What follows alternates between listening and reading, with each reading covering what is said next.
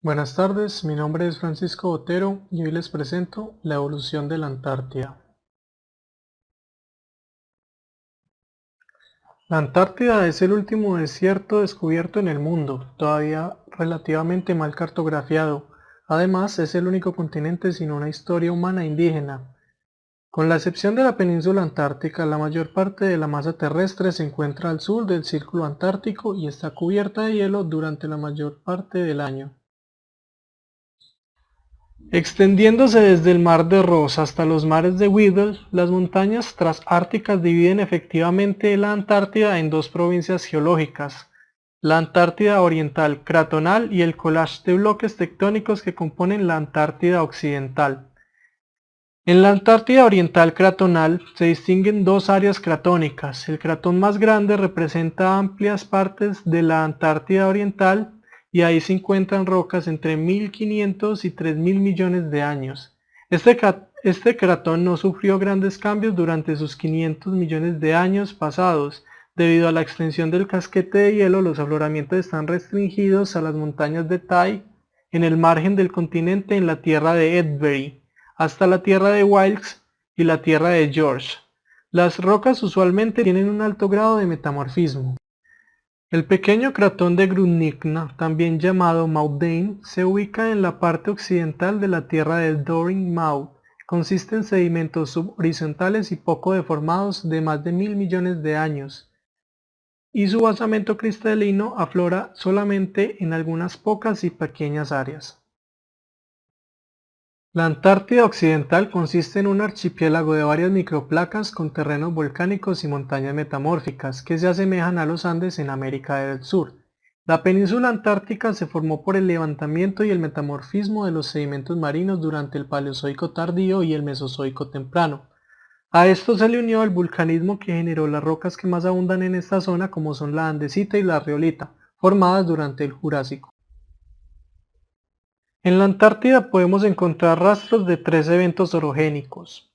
Las áreas de la orogenia greenvilliana, que fueron deformadas de 1100 hasta 1000 millones de años, en color verde; la orogenia de Ross, que formó hace 600 millones de años atrás, en color azul; y la orogenia de Ellsworth o Weddell, que se formó entre 251 y 200 millones de años, de color naranja y amarillo respectivamente.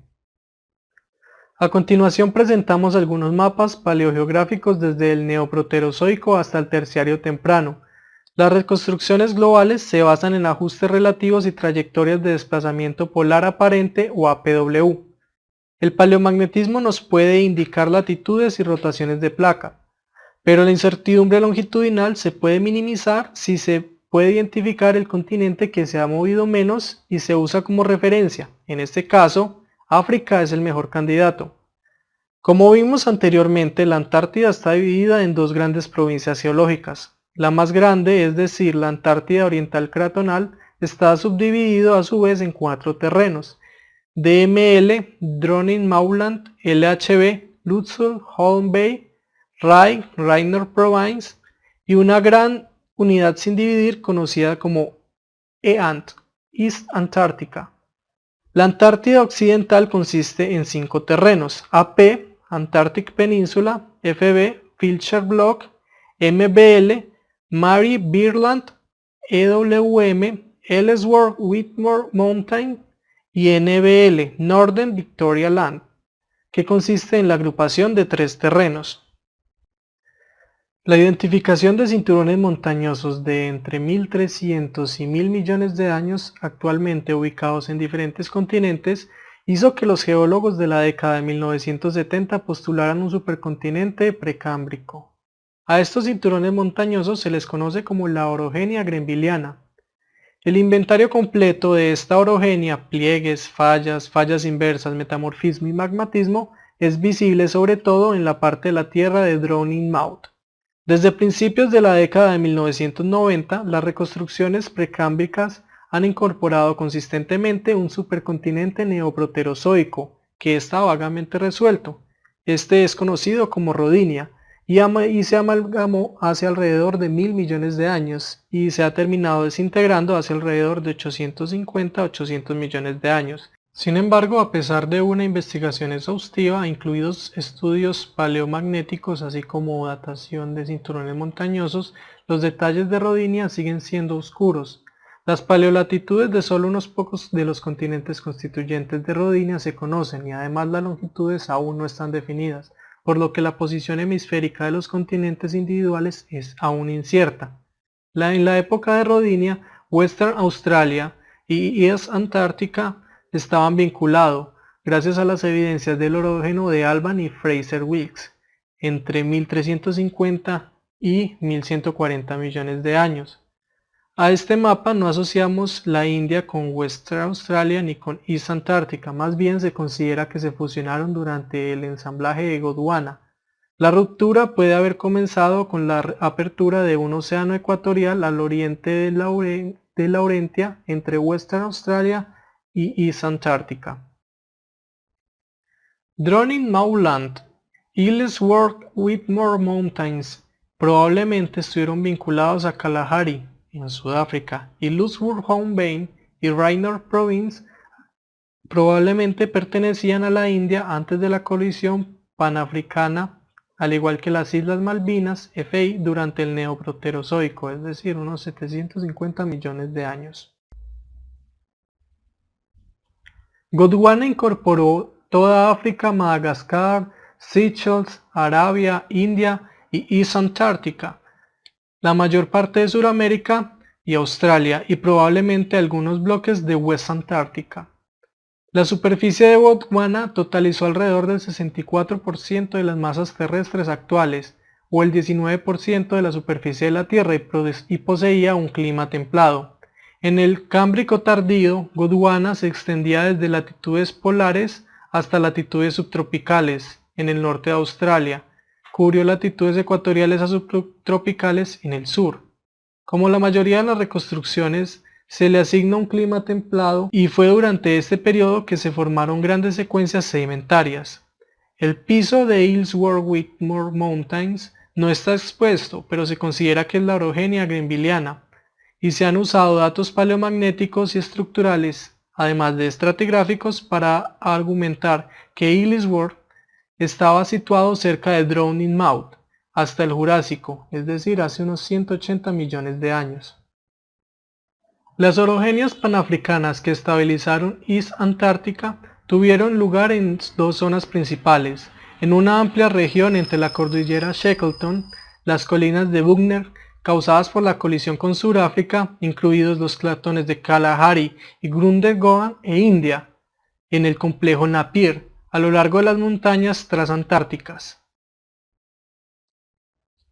Desde hace 320 millones de años en adelante, Gondwana, Laurasia y los terrenos intermedios se fusionaron para formar el supercontinente Pangea. La principal fusión de Pangea ocurrió durante el Carbonífero hace 350 millones de años, pero las dimensiones de Pangea no fueron estáticas.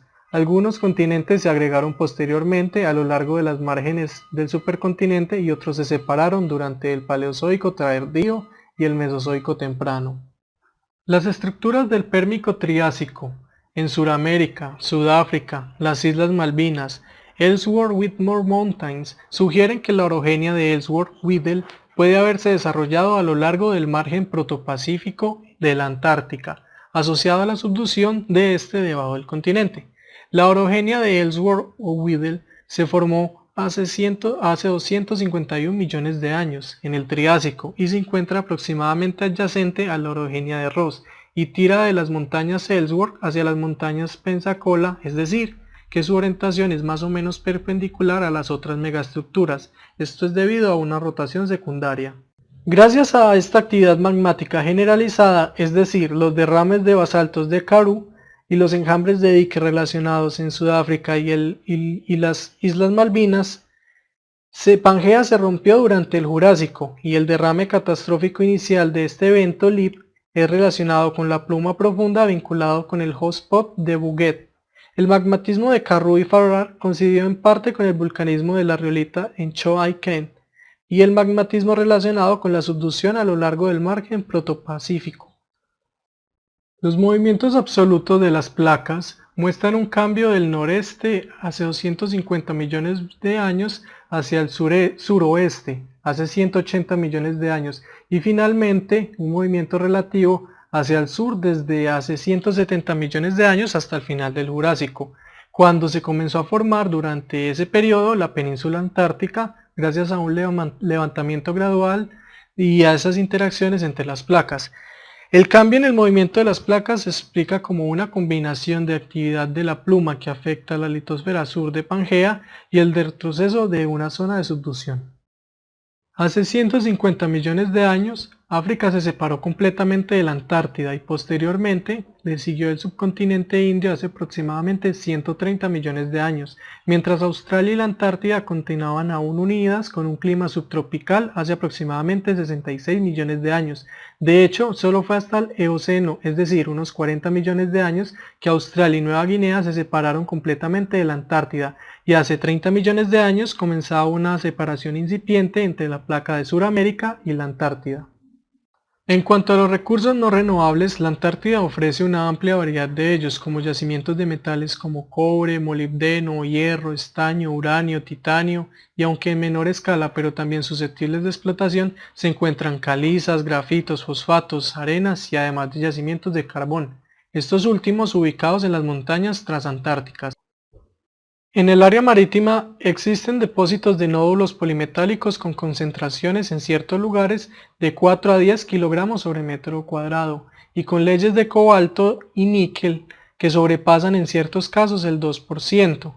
En cuanto a los hidrocarburos, es indudable que las áreas de mayor perspectiva son las cuencas sedimentarias del mar de Weddell y del mar de Ross, aunque en general este recurso debe existir en todo el margen continental de la Antártida. Se ha estimado las reservas en 45 billones de barriles de petróleo y en 115 trillones de pies cúbicos de gas natural.